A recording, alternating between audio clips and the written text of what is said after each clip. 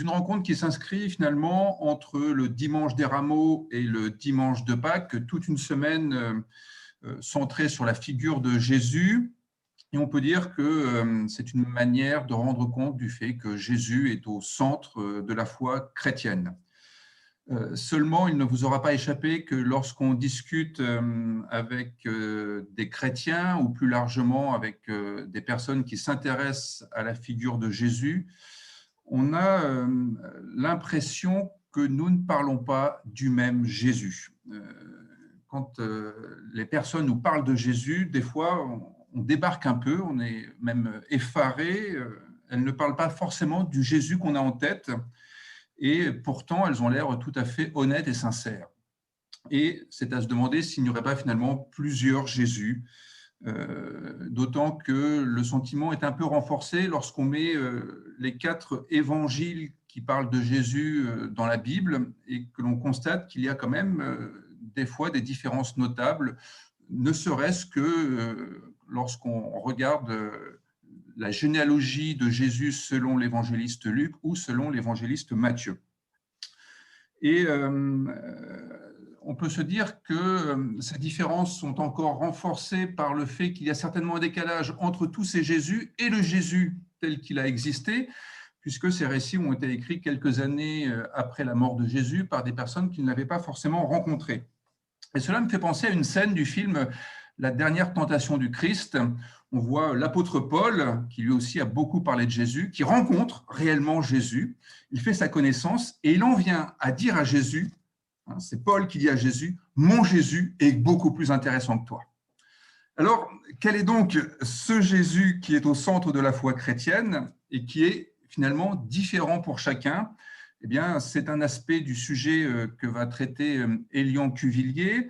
Elian est professeur à la faculté de théologie protestante de Montpellier. Il a tout d'abord été pasteur de l'Église réformée de France, et puis ensuite il a occupé la chaire de Nouveau Testament. Et maintenant, il s'est orienté dans le département de théologie pratique. Il suit plus spécifiquement la formation des étudiants en Master Pro qui se destinent au ministère pastoral. Et c'est donc intéressant parce que Elian est au carrefour, je dirais, de l'approche historique et critique des textes bibliques. Il a cette pratique pastorale et aussi cet accompagnement des étudiants qui eux-mêmes sont confrontés aux paroissiens, confrontés à des chercheurs de foi, des chercheurs de vérité, à des gens qui se posent des questions et qui s'interrogent sur notamment la figure de Jésus. Et donc, il est à la fois, je dirais, historien du texte et en même temps interprète, herméneute, à l'écoute de ce qui se construit dans la foi des différentes personnes. Alors, je vais donc lui laisser la parole pour sa conférence. Après quoi, un temps d'échange sera bien sûr tout à fait possible. Alors, comme nous sommes assez nombreux, j'allais dire des 4 coins de la France, puisqu'il y a des Parisiens, des gens de l'Est de la France, Narbonne, les Cévennes, Madagascar est représenté également. Je pense que le mieux sera d'utiliser principalement le chat. Vous avez la possibilité en bas de cliquer sur un icône qui s'appelle « Discussion ». Sur la droite, une colonne s'ouvre dans laquelle vous pouvez écrire et je me ferai le relais des questions que vous poserez. Et puis, si jamais vous souhaitez prendre la parole plus spécifiquement, eh bien, ayez tout simplement la simplicité d'activer votre micro. On essaiera de faire en sorte qu'il n'y ait pas trop d'interférences ou indiquer que vous souhaiterez prendre la parole et j'activerai votre micro. Voilà, merci beaucoup Elian. Je te laisse maintenant la parole et je suis à ta disposition pour diffuser les écrans quand bon te semblera. Merci. Est-ce que vous m'entendez? Oui. On m'entend là, c'est bon. Ok. Écoutez, d'abord, je voulais vous dire que je découvre au fond, je me sers beaucoup de Zoom depuis un certain temps, mais la conférence, c'est la première fois que j'en fais une en Zoom. Donc, c'est pas forcément évident. J'ai plus l'habitude de prendre la parole, je dirais, en chair et en os. Et donc, en Zoom, je vais essayer de faire aussi bien que possible. Et donc, je voulais vous remercier d'être présent, saluer tous les gens de Montpellier, mais aussi, James l'a dit, des 4 coins de France et de Madagascar, puisqu'on a la joie d'accueillir un doctorant, Éloi, qui est doctorant à Montpellier, mais qui enseigne à Madagascar et qui est en ce moment à Madagascar. Et puis, je vois des gens de l'Oratoire, de l'Orient, enfin, d'un peu partout. Donc, mes salutations. Et puis, n'hésitez pas, en tout cas, James, s'il y a un souci, parce que parfois, il y a des petites coupures, tu n'hésites pas à m'interrompre et à me dire si ça ne va pas. Alors, je voudrais commencer en explicitant le titre. En fait, je ne sais pas si vous avez eu le titre exact que j'ai donné à ma conférence, mais je voudrais le donner parce qu'il a une petite particularité que je vais essayer d'expliquer tout au long de ma conférence. Le titre est le suivant: Jésus de la foi et Christ de l'histoire. J'ai bien dit Jésus de la foi et Christ de l'histoire, et non pas Jésus de l'histoire et Christ de la foi. Donc Jésus de la foi et Christ de l'histoire, comment penser l'articulation de la foi et de l'histoire. Voilà. Le titre donc que j'ai donné à cette conférence met en relation, je l'expliquerai d'une façon un peu surprenante, 4 termes importants. D'une part, 2 noms pour désigner un même personnage, Jésus et Christ, et de l'autre, 2 notions qui relèvent de registres différents. Je dirais le registre de la conviction, la foi, et puis le registre, j'allais dire, de l'objectivité scientifique, mettez des guillemets à objectivité, qu'est l'histoire. Distinguer Jésus et Christ peut paraître parfois surprenant pour beaucoup de croyants. Pour eux, Jésus est le Christ, le Messie, le Fils de Dieu, mort et ressuscité pour le salut du monde, et il n'y a aucune raison a priori de distinguer Jésus et le Christ. Et pourtant, ce que j'aimerais déplier avec vous, c'est que cette distinction est essentielle afin de pouvoir penser de façon intelligible et intelligente, du point de vue de la foi et du point de vue de l'histoire, ce qui concerne celui qu'on appelle Jésus-Christ.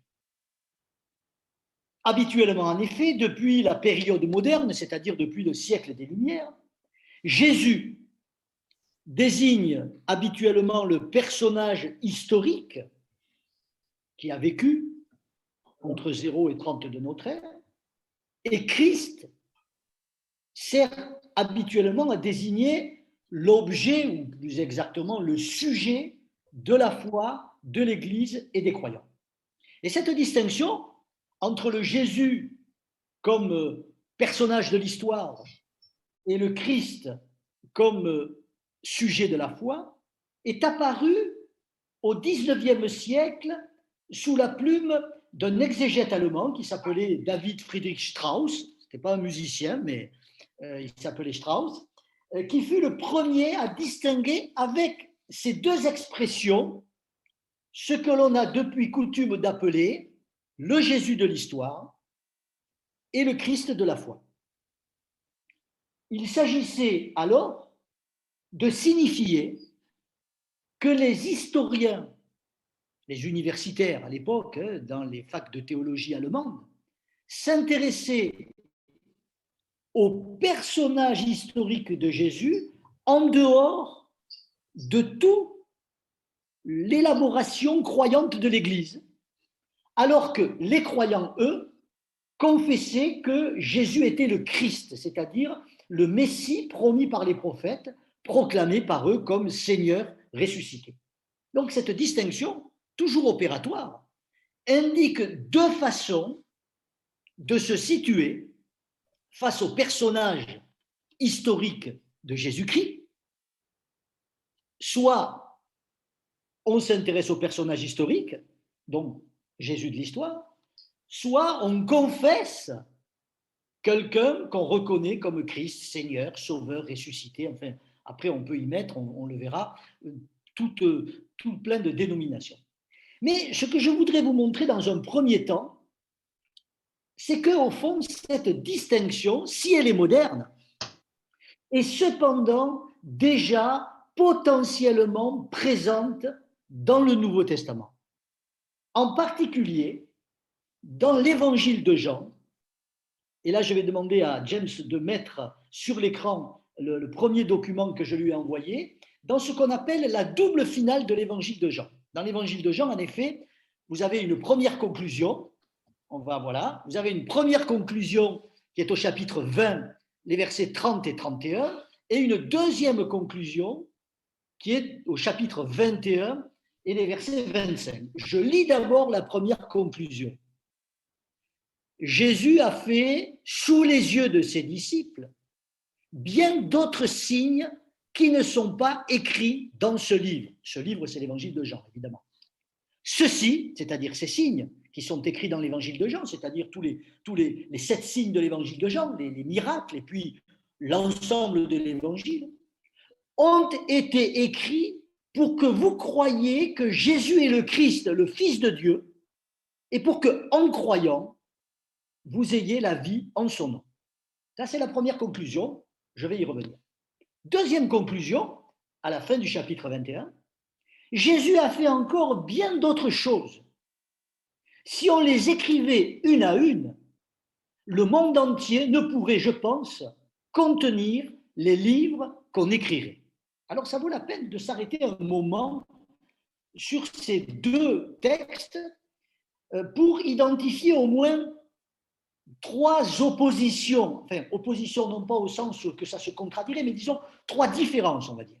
La première réside dans l'écart qui existe entre, d'un côté, les signes faits et ceux qui sont écrits, et de l'autre, ce que le chapitre 21 appelle les choses que Jésus a faites et que l'on pourrait écrire.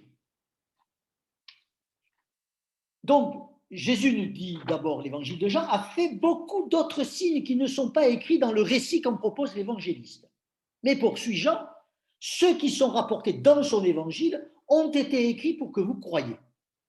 Il faut entendre ici quelque chose qui est très important.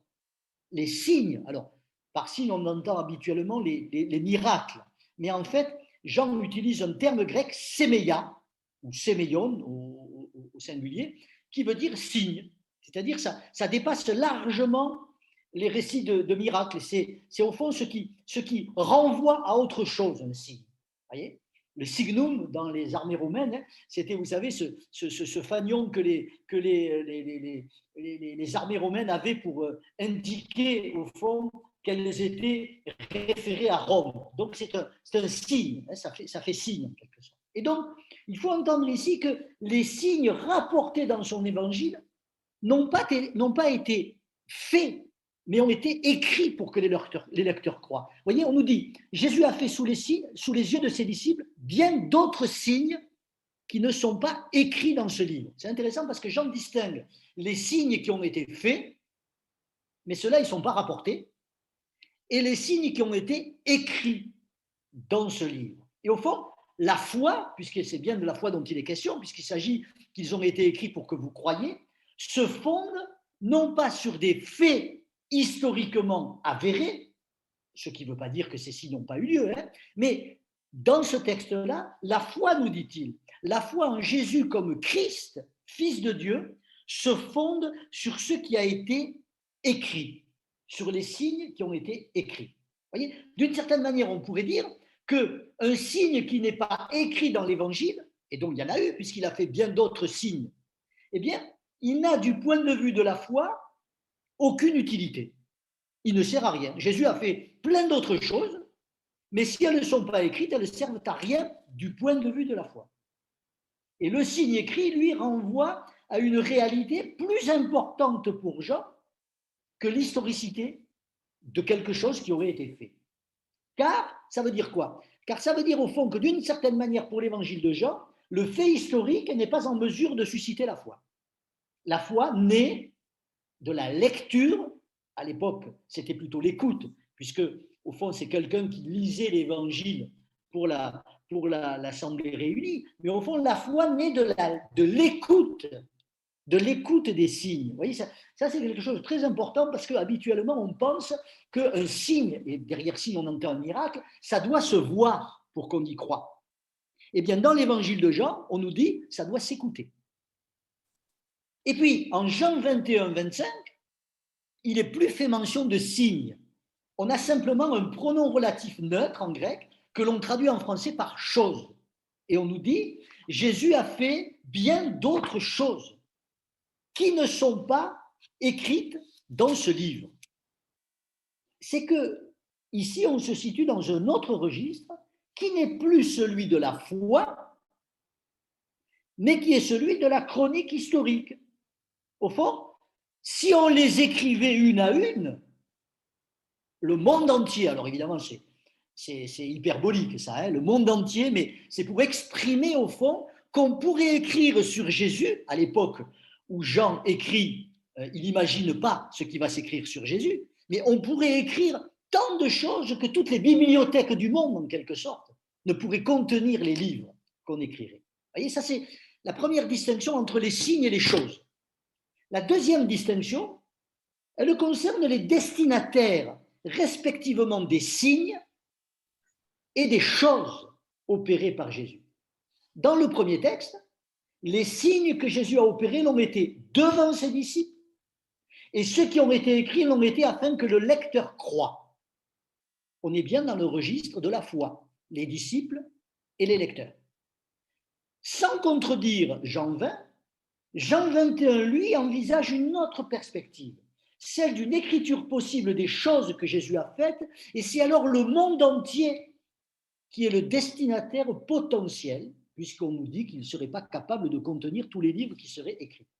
Donc ça, c'est important aussi. Il y a deux destinataires possibles de l'activité de Jésus, soit les signes écrits, faits pour les disciples et écrits pour les lecteurs, soit les choses que Jésus a faites et qui sont destinées au monde. Et puis, troisième distinction, c'est peut-être la plus fondamentale, mais je l'ai déjà dit. En Jean 21, c'est la foi qui est visée, afin que vous croyiez que Jésus est le Christ, le Fils de Dieu. Et, sans contredire là encore Jean 20, en Jean 21, c'est le monde des bibliothèques, si vous me permettez cette expression. Hein, cette éventualité est marquée par le sceau de l'immensité de la tâche, mais pour Jean, il n'en reste pas moins envisageable de parler de Jésus du point de vue de ses faits et gestes. Mais on n'est plus dans le registre de la foi. Et il convient, d'une certaine manière, de ne pas confondre les deux démarches. Alors c'est intéressant parce que pendant près de 17 siècles, hein, eh bien, au fond, d'une certaine manière, cette possibilité que Jean a envisagée, d'une certaine manière, elle ne s'est pas vraiment développée. Il y a eu dans l'histoire de l'Église, dans l'histoire de l'Occident et du monde, des gens en dehors de la foi qui se sont intéressés au personnage historique de Jésus, mais pas au point jusqu'au XVIIe siècle de remplir des bibliothèques. Mais on va voir qu'il s'est passé quelque chose à partir du siècle des Lumières, en quelque sorte, qui a fait que ce seuil a été franchi et d'une certaine manière, toujours en gardant l'hyperbole, le monde entier aujourd'hui ne peut pas contenir tous les livres qu'on écrit sur Jésus. Et en tout cas, aucune bibliothèque d'un individu, voire même peut-être il y a une ou deux bibliothèques dans le monde, mais aucune bibliothèque, même fût-elle celle de la faculté de théologie protestante de Montpellier, et elle ne le prétend pas, ne pourrait contenir tous les ouvrages qui ont été écrits sur Jésus. Voilà. Donc, deuxième point, et là je reprends la distinction classique, Jésus, je reprends mon titre, excusez-moi, de ma conférence, Jésus de la foi et Christ de l'histoire. Alors, je reviens sur ce franchissement qui a consisté à voir se développer d'une façon phénoménale les travaux sur le Jésus de l'histoire, que pour l'instant, moi j'appelle le Jésus de la foi. Ce franchissement a commencé à s'opérer, je l'ai dit, à la période moderne, au siècle dit des Lumières, c'est-à-dire au XVIIIe siècle. Pour ce qui concerne la distinction classique entre le Jésus de l'histoire et le Christ de la foi, je l'ai dit, elle remontait au XIXe siècle, sous la plume de David Friedrich Strauss, et elle avait quand même au départ une dimension polémique. Chez les universitaires qui la défendaient alors, il y avait l'idée que l'on pouvait opposer une quête objective du Jésus de l'histoire que l'on prétendait être neutre, et la confession de foi de l'Église qui était non seulement subjective, mais qui était coupable d'avoir ajouté plein de choses qui n'étaient pas historiques, mais qui relevaient de la foi et de la conviction de l'Église. L'évolution de la recherche a montré que, je répète, si la distinction doit être maintenue, parce qu'il n'y a pas, je le redirai, identité complète entre le Jésus de l'histoire et le Christ de la foi, eh bien, l'évolution de la recherche a montré qu'il n'y a pas forcément quelque chose de négatif, de faux dans la confession de Jésus comme le Christ, et qu'elle n'est pas nécessairement en contradiction avec les résultats de la démarche historique, même si celle-ci ne peut conduire à la foi, parce que ce n'est pas son projet, ce n'est pas son propos. Et à l'inverse, je vais y revenir, la démarche historique a sa part de subjectivité, elle est d'une certaine manière pas plus objective que la démarche croyante. Aujourd'hui donc, on assume la plupart du temps dans l'Église et évidemment au dehors, mais pas tous les croyants, mais la plupart du temps dans l'Église, on assume qu'il y a un écart entre le personnage historique de Jésus et le Christ confessé comme Seigneur. Écart ne veut, je le répète, pas forcément dire contradiction. En fait, 3 modèles sont possibles pour penser le rapport entre, je reprends les vieilles catégories, le Jésus de l'histoire et le Christ de la foi. Le premier modèle est celui qui a prévalu jusqu'au siècle des Lumières et qui est encore celui défendu par quantité de chrétiens, en particulier plutôt, sans que ce soit péjoratif dans ma bouche, plutôt chez les chrétiens plutôt fondamentalistes. L'idée étant, ce premier modèle suppose une continuité directe et une identité totale entre le Jésus de l'histoire, c'est-à-dire celui qu'un historien sérieux pourrait reconstituer, et le Christ de la foi tel que les évangiles le présentent. C'est au fond, ça se colle en quelque sorte.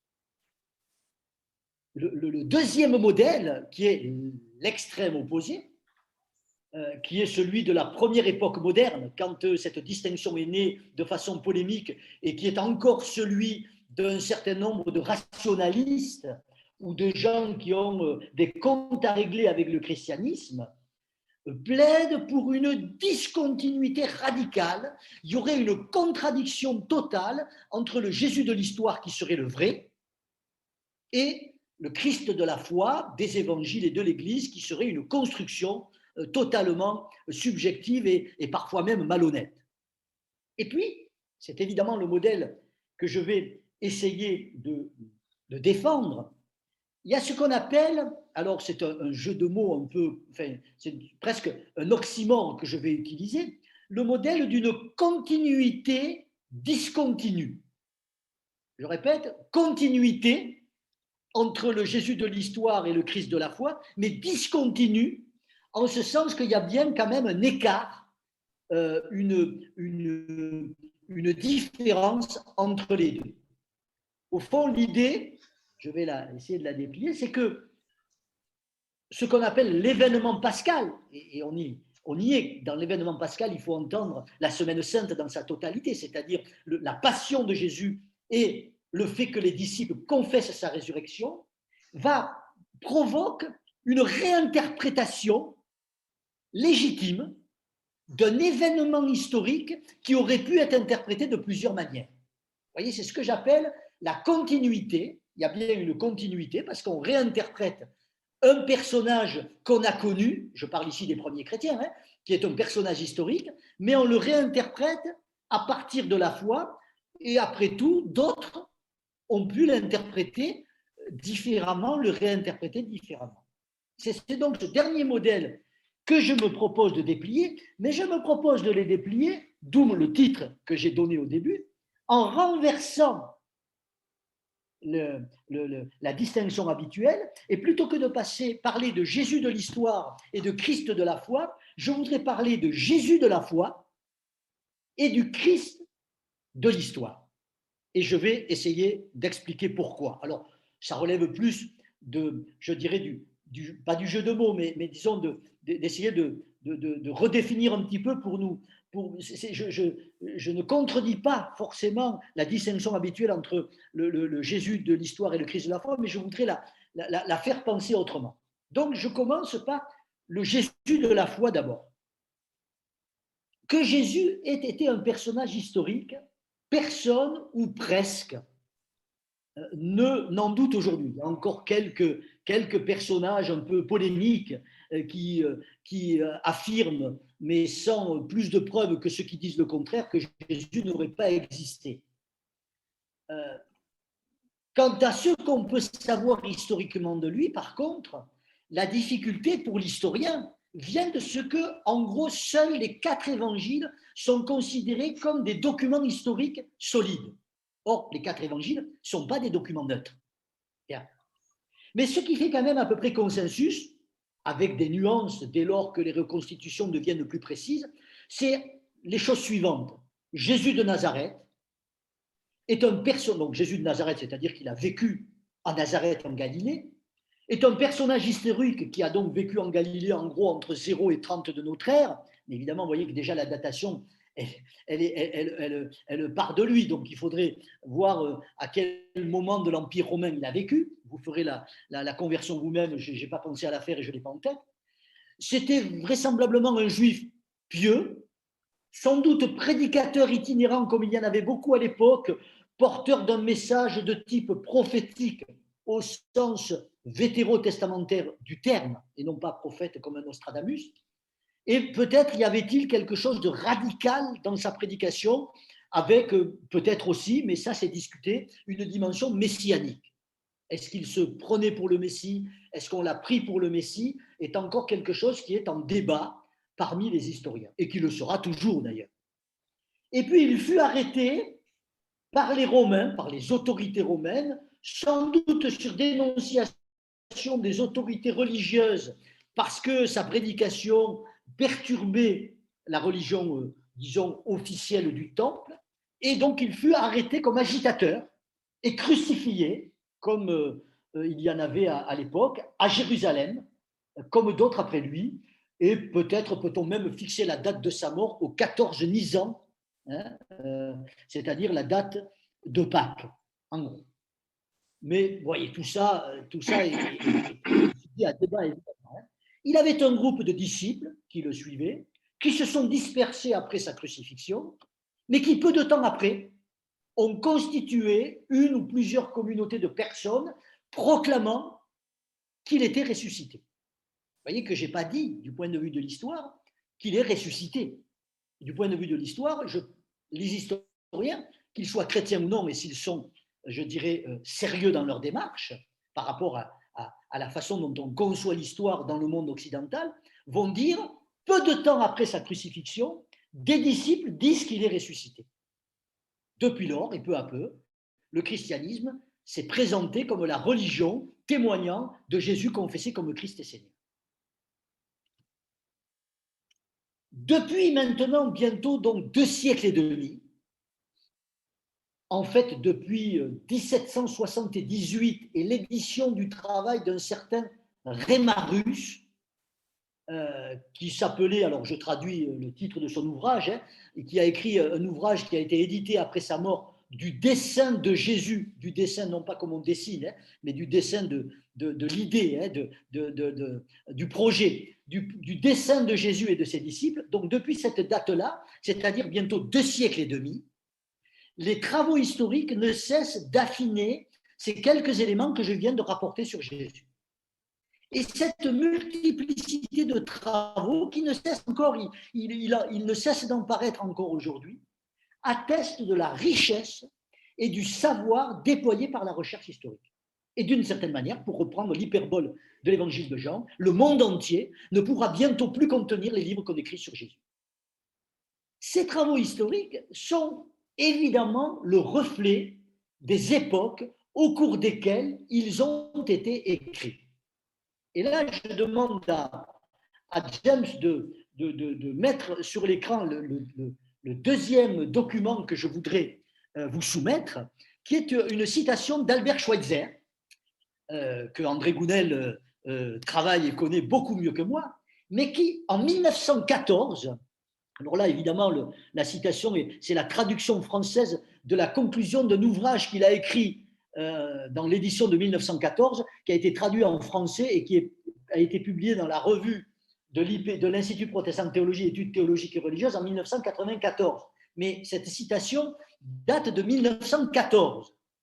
Et alors, c'est très intéressant de lire attentivement ce que dit Albert Schweitzer, qui fait preuve à ce moment-là d'une lucidité jamais démentie depuis cette époque, c'est-à-dire plus d'un siècle. Écoutez bien, puis après je vais commenter parce qu'il ne faut pas faire un contresens sur ce que dit Albert Schweitzer.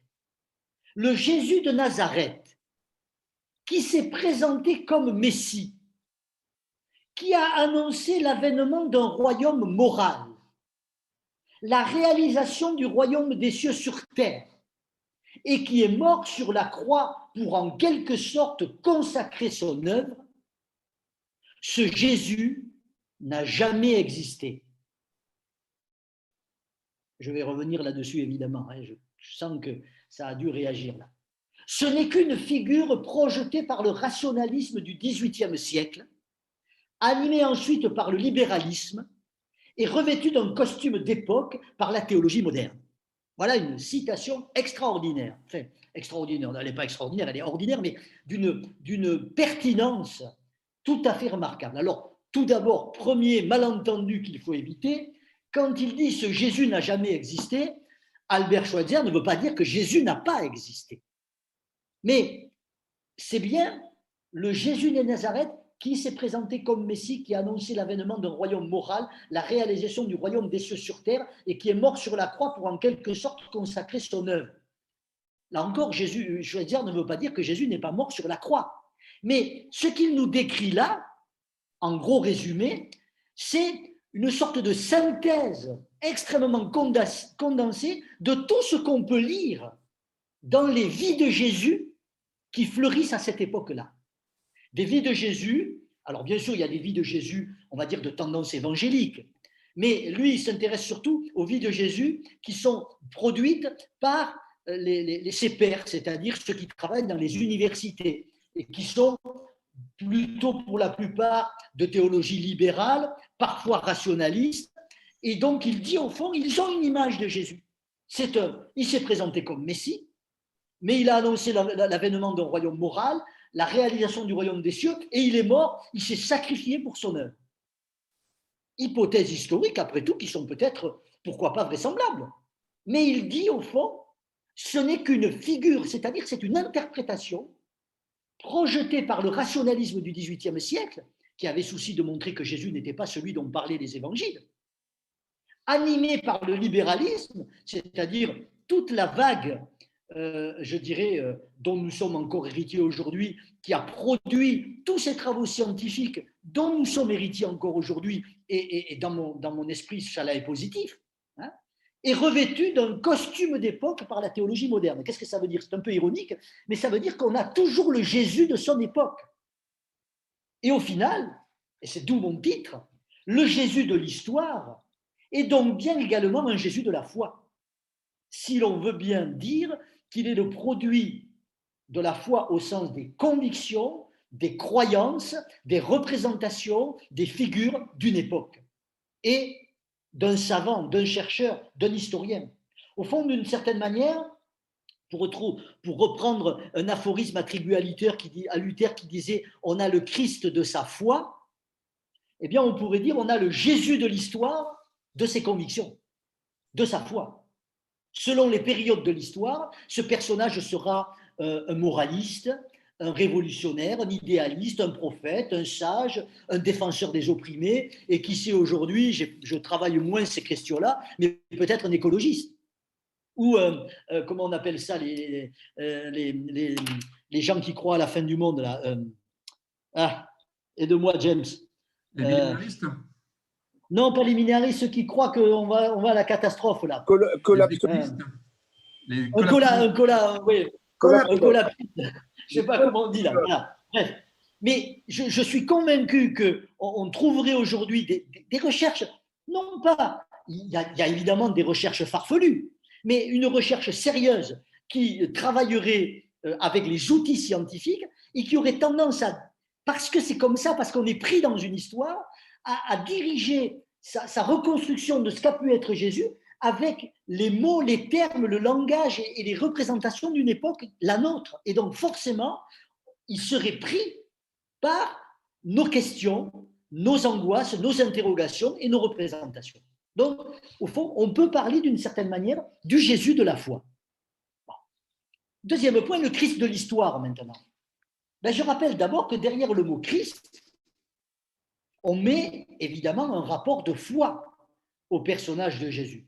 Pour le croyant, pour l'Église, Jésus est le Christ, c'est-à-dire celui qui a été choisi par Dieu. Et Christ est la traduction, vous le savez, grecque de l'hébreu Messie, qui veut dire oint, c'est-à-dire choisi par Dieu, élu par Dieu. Mais la question que je pose est alors la suivante.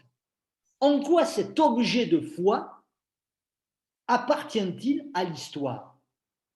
Et donc, du coup, est-il légitime de parler du Christ de l'histoire? Eh bien, cela est légitime de plusieurs manières qui sont pour la plupart complémentaires, et j'en liste quelques-unes. D'abord, Jésus est le Christ, le Messie, qui est héritier de la tradition juive, du judaïsme.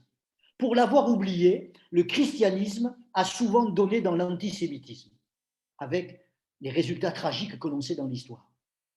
Il est essentiel de le rappeler aujourd'hui plus que jamais. La dimension messianique du christianisme, le fait de dire que Jésus est le Christ, trouve ses racines dans une forme du judaïsme biblique et également dans les mouvements messianiques juifs du 1er siècle. En ce sens, Christ est bien Christ d'une histoire, héritier d'une histoire. Mais il est aussi le Christ du Nouveau Testament, c'est-à-dire d'un livre qui est le fruit d'un processus historique et qui propose différentes compréhensions de ce Christ confessé comme Seigneur et Fils de Dieu. Pas une seule compréhension, mais plusieurs. Je dirais au moins celle des 4 évangiles et celle de Paul, mais vous avez aussi l'épître de Jacques, vous avez aussi l'Apocalypse de Jean. Bref, il n'y a pas une seule christologie, c'est-à-dire un seul discours sur le Christ, mais des christologies différentes qui sont rassemblées dans le Nouveau Testament et qui sont, en ce sens, historiques, au sens qu'elles sont le produit d'une histoire. Il est également le Christ de l'Église primitive et des sectes qui ont suivi cette naissance du christianisme, dont la première était l'Église primitive elle-même, dont on dit souvent qu'elle est une secte qui a réussi. Hein, mais également des mouvements dissidents du christianisme officiel, gnostiques, mais pas que, qui ont aussi des christologies. Et puis, il est le Christ de l'histoire de l'Église, au cours des siècles jusqu'à aujourd'hui. Et pour reprendre quelques exemples qui nous concernent directement, il est le solus Christus des réformateurs. C'est une façon différente des catholiques, différente d'autres traditions chrétiennes, de penser la foi au Christ. Mais on pourrait parler aussi du Christ de la théologie de la libération dans les années 70 du siècle dernier. Mais on pourrait parler encore du Christ guérisseur des églises pentecôtistes. C'est-à-dire, il y a bien un Christ dans l'histoire, si on ne veut pas dire de l'histoire, il y a même plusieurs Christs dans l'histoire. Et il est enfin le Christ de chaque croyant aujourd'hui qui ne saurait croire sans l'histoire dont ils sont issus et dont je viens de rappeler quelques exemples. Eux-mêmes, ces croyants, croient dans une histoire et un cadre spécifique, mais ils croient chacun singulièrement. Et on pourrait d'ailleurs dire, j'ose même dire, qu'il y a autant de Christ qu'il y a de croyants, même si, évidemment, dans telle ou telle tradition, les croyants peuvent se réunir pour confesser une même foi. Et j'arrive donc à mon dernier point, et puis j'en aurai terminé parce que ça fait déjà un certain temps que je parle. Comment articuler justement la foi et l'histoire? Comment articuler ce Jésus de la foi et ce Christ de l'histoire, ou si on veut dire ce Jésus de l'histoire et ce Christ de la foi. Mais j'aime bien garder cette expression, ce Jésus de la foi et ce Christ de l'histoire. Eh bien, je dirais d'abord qu'il ne s'agit pas, en tout cas, c'est la façon dont je le pense, hein, je pense que d'autres théologiens ne seraient pas forcément d'accord avec moi. Et il s'agit donc pour moi de ne pas opposer la foi et l'histoire. Il n'y a pas de foi, chrétienne ou pas, qui ne soit pas de part en part historique, située historiquement, prise dans les contingences de l'histoire, sans que les croyants s'en rendent compte. Au fond, quand on croit, on a l'impression que notre foi, elle est hors histoire, en ce sens que c'est la même foi que nos parents, que nos grands-parents, que nos ancêtres, que les premiers chrétiens. C'est pas vrai. C'est une foi d'abord singulière. Ma foi n'est pas celle de mes parents, de mes grands-parents ou de mes ancêtres, mais c'est surtout une foi qui se dit dans un monde qui est celui du XXIe siècle, qui n'est pas celui du XXe, du XIXe, du Xe, etc. La recherche historique le met en évidence. Quand on fait de la théologie, on découvre évidemment qu'il y a des traits communs, il y a des histoires, on est héritier de la Réforme, on est héritier de la Bible, mais on voit bien qu'on ne le formule pas de la même manière aujourd'hui. La question de la fidélité se pose. Comment être fidèle à la foi de nos pères en le disant d'une autre manière? Mais du coup, il n'y a pas de recherche historique qui ne soit pas, à l'inverse, de part en part, une enquête sur la foi, les croyances ou les convictions des hommes. Donc d'un côté, la foi est inscrite dans une histoire, mais d'un autre côté, l'histoire, dès lors qu'elle s'intéresse aux croyants, s'intéresse à la foi, aux convictions. Donc, vous voyez, il y a vraiment un dialogue entre la foi et l'histoire. Donc ne pas opposer, mais ne pas confondre non plus Jésus et le Christ, la foi et l'histoire. Jésus de Nazareth n'est pas réductible en ce qu'en dit les... Jésus de Nazareth n'est pas réductible à ce qu'en dit l'Église. Mais d'autre part, les recherches historiques ont montré que ce qu'en dit l'Église n'est pas forcément, je dis bien n'est pas forcément contradictoire avec ce que l'on peut supposer qu'il a été. Ce que je précise en disant, ce que dit l'Église n'est pas le tout de Jésus, mais l'on peut penser que ce que l'Église et ce que la foi des croyants ont déduit de Jésus, leur foi en quelque sorte, n'est pas en contradiction avec les principaux résultats de l'histoire. Attention, je précise, l'histoire ne prouve rien de la foi de l'Église. Et surtout pas que Jésus était le Christ, et surtout pas qu'il est ressuscité. Ni elle le prouve, ni elle ne peut le nier. Vous voyez, c'est ça l'enjeu. Mais confesser Jésus comme Christ peut être considéré comme un déploiement légitime de ce qu'a pu dire ou enseigner le prédicateur de Nazareth. Voilà, ce serait ça ma conviction. C'est-à-dire, au fond, l'histoire ne peut ni prouver, ni nier que Jésus est le Christ, au sens que les chrétiens donnent à ce terme. Et d'une certaine manière, dire que Jésus est le Christ est un développement, un déploiement légitime de ce qu'a pu dire ou enseigner le prédicateur de Nazareth, mais d'autres déploiements sont possibles. D'autres compréhensions sont possibles. Après tout, penser que Jésus était un prédicateur qui annonçait le règne de Dieu sans se prendre pour le Messie est tout à fait un développement légitime de ce que les travaux des historiens ont pu montrer. Vous voyez ? Au fond, de ce point de vue-là, c'est-à-dire du point de vue de l'histoire, je dirais que deux seuls, entre guillemets, résultats historiques seraient à même de modifier assez fondamentalement la compréhension que les chrétiens ont de Jésus et du coup la compréhension que le christianisme a de lui-même. Ces deux résultats historiques qui pourraient, disons, questionner fondamentalement le christianisme sont, d'une part, si les résultats historiques aboutissaient à la négation même de l'existence historique du personnage de Jésus. Il y a certains encore qui le nient, hein, certains historiens le nient, mais ils ne sont pas la majorité, et globalement, compte tenu des difficultés qu'il y a à prouver l'existence historique d'un personnage ayant vécu il y a 2000 ans, après tout, il y a plein de personnages importants dans l'histoire pour lesquels on n'a pas plus de preuves de leur existence. Platon, comment on sait qu'il a existé, voyez, mais disons que si Jésus n'avait pas existé, ça modifie le rapport du christianisme à l'histoire. Ça, c'est le premier point. Et d'autre part, si les résultats historiques aboutissaient à la conviction qu'il n'est pas mort sur une croix. qui n'est pas mort crucifié. Ça changerait, disons, la compréhension, en particulier de tout un motif théologique important dans le Nouveau Testament, central, qui est celui de l'abaissement de Jésus. Voyez ? Et d'ailleurs, pas mal d'hérésies, alors hérésie, c'est péjoratif, pas mal de mouvements chrétiens, disons, non orthodoxes, au sens où ils n'ont pas été reconnus dans l'Église, et l'islam lui-même, ne pense que Jésus n'est pas mort sur la croix. Voyez ? Parce que, en tout cas, pour l'islam qui vénère Jésus comme un personnage très important, il y a quelque chose, au fond, de difficilement admissible, c'est que le prophète puisse mourir comme un brigand. Parce que mourir sur une croix, à l'époque, c'est mourir comme un brigand. Or, pour le christianisme, c'est fondamental. Donc, vous voyez, si ces deux résultats étaient un jour contestés par les historiens, mais pour l'instant, et je ne vois pas que ça puisse arriver, mais enfin, bon, moi, je ne suis pas prophète, hein, là, ça nous poserait vraiment de graves questions. Mais au fond, pour l'instant, il me semble qu'on peut légitimement confesser notre foi sur la base de ces deux données fondamentales. Jésus a bien existé et il est mort sur une croix. Vous voyez que je ne parle pas de la résurrection.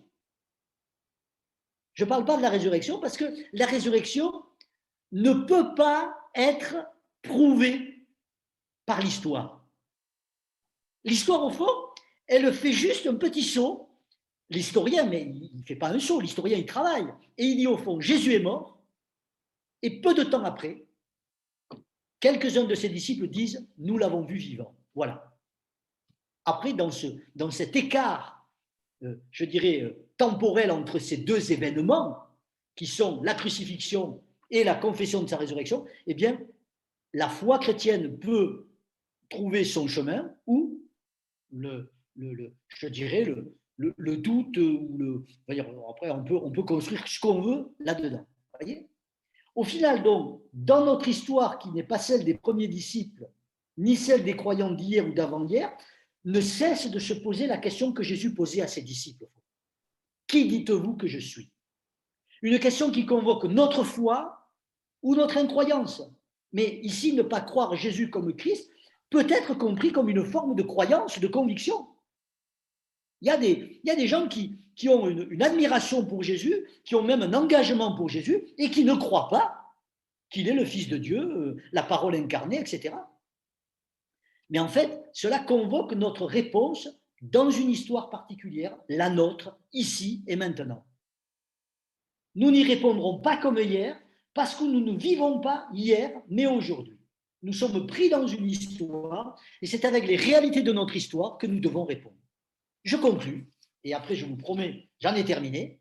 Pour les chrétiens que nous sommes, notre foi est historique, en ce sens qu'elle ne ressemble pas à la foi des premiers chrétiens, des premiers disciples, ou des disciples des temps anciens. Chaque génération a affaire avec un Christ qui est le produit de son histoire. De son côté, l'historien qui cherche à reconstituer une figure du personnage historique de Jésus va inévitablement mettre à jour, peu ou prou, son Jésus.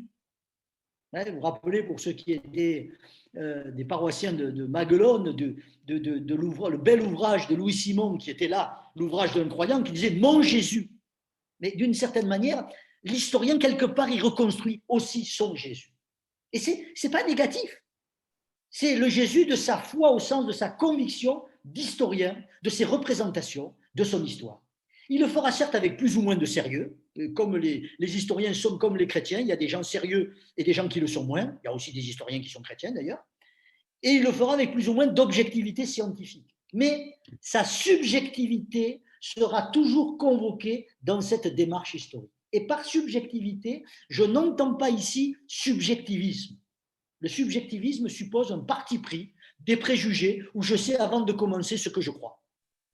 Mais le fait, la subjectivité, que l'historien, comme tout être humain, est un sujet vivant dans un contexte historique particulier et qui a sa propre histoire singulière, à nul autre pareil, et qui va influencer son travail d'historien. On peut alors espérer que l'une et l'autre démarche, l'historienne et la croyante, ne sont pas fondamentalement incompatibles, même si elles sont différentes. Cette tension, cet écart constitue une chance. une double chose. D'une part, elle évite à l'Église et aux croyants de faire, passez-moi l'expression, main basse, non seulement sur Jésus, mais sur la vérité. Au fond, Jésus échappe toujours à l'Église. Mais il échappe aussi aux historiens, bien évidemment. Il échappe à tout le monde.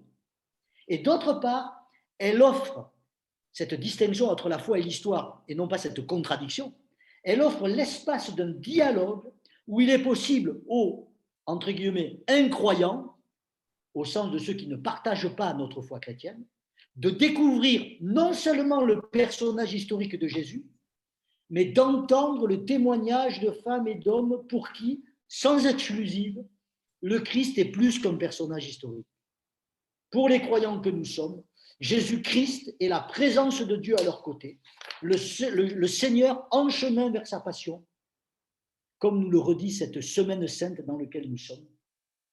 Il est le vivant ressuscité que nous célébrerons dimanche à Pâques. Je vous remercie de votre attention en espérant que vous avez tous bien entendu ce que j'ai dit. Voilà. Merci.